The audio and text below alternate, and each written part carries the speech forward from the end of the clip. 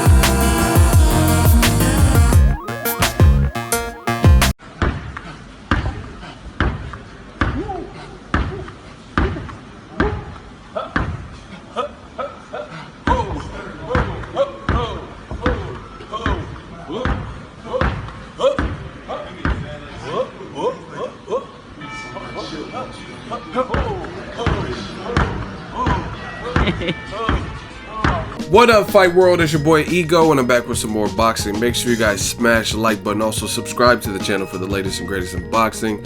You know, some of my thoughts, all that good stuff. Now, April 29th, it goes down.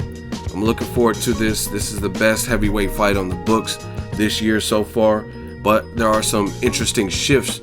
Cannon Briggs, let's go, champ. Look at him. Yeah, I said yeah. He's finally getting what he's been asking for, a title shot. It's not against a big name, but it's still a title shot. And he's fighting Freso Quindo. You also have Luis King Kong Ortiz, just did a pact and a deal with Al Heyman, so he's going to be fighting on the Berto Porter undercard. And then, of course, you have this heavyweight fight. You also have Deontay Wilder. I believe he did an interview with Fight Hype. He says he's above Anthony Joshua. He's a level above him in terms of where he feels he's at as a fighter. Now, April 29th, I'm looking forward to this fight. This is a good fight, and this is going to be kind of a fight that answers some questions. Like Joshua, yes, he has all knockouts. I like Joshua a lot. I think he's a gym rat. He's always diesel, always in good shape. I like his attitude. I like his demeanor. He knows his shit when it comes to music. He has good taste in music. I've listened to his gym playlist, and the other day he was listening to Jadakiss, old school classic Jadakiss, like D Block. Nah, I don't want to sound mad. I feel marvelous. D Block.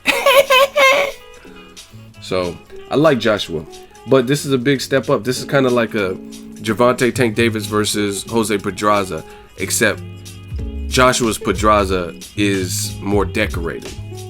Right, and the reason I use that as a comparison is because even though we've seen Joshua looks like a wrecking ball, he hasn't fought no one like Klitschko. You know what I'm saying? So anyone could look great and sensational, but it's like, will that knockout streak continue when you face an equal? I mean, we've seen it recently with Gennady Golovkin versus Daniel Jacobs. He had 23 knockouts in a row, but a lot of people, their biggest gripe was he's getting all this recognition and praise and knocking these guys out, and it's fun to watch, but Teddy Atlas, myself, Troy King, other people, we were kind of like, but who are those names? Like, who's the in prime big name? And I get it, some people didn't want to fight Golovkin, but it doesn't change the fact that for whatever reason, he didn't have those bodies. He didn't have the same body count. Canelo has a better resume. Danny Garcia, Tim Bradley, Pacquiao, Mayweather, you know what I mean? All those guys have better resumes in their respective division.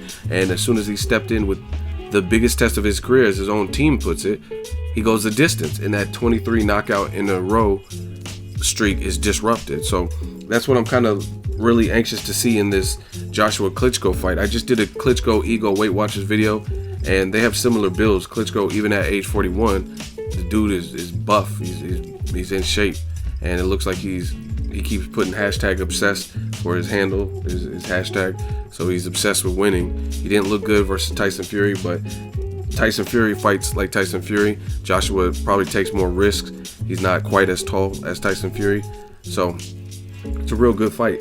It's a fight that's gonna be either the old dog showing us a new trick, or it's gonna be passing of the torch, and that's what I'm anxious to see. I might do a 7 reasons. I really don't know if I'll have time. There's just so much going on in the world of boxing, and those videos, as I mentioned, they take the most energy and the most dedication, because not only do I have to gather my thoughts, but I also have to, put together the edit and stuff like that. So thank you to everybody who's donated to the channel. I'll probably start a Patreon account or whatnot to keep this thing moving, and just helps with maintenance and stuff, and to keep giving you guys and try to get to all the spots and stuff. But I'll try to do a 7 reasons. I'm not gonna promise. I don't know if I'll be able to do one for Joshua Klitschko. The fight is this month. It just turned April, so we'll see. But nonetheless, I will be watching the fight. It's gonna be in front of a sold house in Wembley, seats up to 90,000. And again, you've seen the clips at the beginning. Joshua, he's a mule. He's out there grinding. He's working on his reaction time. So I'm just looking forward to a good fight. And I think this is the type of fight that can bring the best out of each other, to see what they really have, because I really want to see what's up with that knockout streak. Klitschko has been knocked out before. Some people question his chin and stuff like that. Honestly, to be honest, I haven't really seen any of these new heavyweights that I don't feel can get knocked out. You know what I'm saying? Like, meaning they just had this crazy chin. Like, to me, Evander Holyfield, a dude coming up from cruiserweight, he had a man-style chin, right? So there's guys that had like really, really good chins, but at this current juncture with this top super heavyweights and big ass dudes, I think these punches from the top level guys would probably hurt anybody. You know what I mean? So I can't think of one top name person in the that I would say in the top 5 where I've never seen him hurt in a fight. You know what I mean? Klitschko's been knocked out, so clearly he's been hurt. Joshua got hurt versus Dillian White. Deontay Wilder was buckled by Eric Molina, right? Tyson Fury got dropped by a cruiserweight, Steve Cunningham. You know what I mean? So most of the top guys have been hurt. You know what I mean? So it's gonna be more than just chin only, because at this, if these dudes are weighing 242, 250, I think their power. Klitschko has power. He doesn't have the most impressive style to watch all the time. But I mean, you've seen it. These guys who are much younger, the Kubrat Pulivs and the Alexander Povetkins and stuff, and then he's hurting those guys, knocking them down, knocking them out, stuff like that. So Klitschko has power, and you can't sleep on it. He just fights his own style, but he has a good jab, and he seems motivated. Joshua, more energetic and athletic, but he also doesn't have the experience Klitschko has. You got to give credit to Klitschko for the simple fact that not everyone can reinvent themselves once they take early defeats or back-to-back knockout losses. You know what I mean? Klitschko got knocked out by who? Corey Sanders, Lamont Brewster, and stuff like that. And some guys can't bounce back from that. But Klitschko did adjust his style to the point where he made it harder for guys to knock him out. He used his height, used his jab. Like, oh hell no, I don't like that feeling. And he's done well with that. Even with Tyson Fury, he didn't look good in that fight, but he didn't get knocked out either. He didn't get knocked down. So I think he kind of adapted and evolved his style.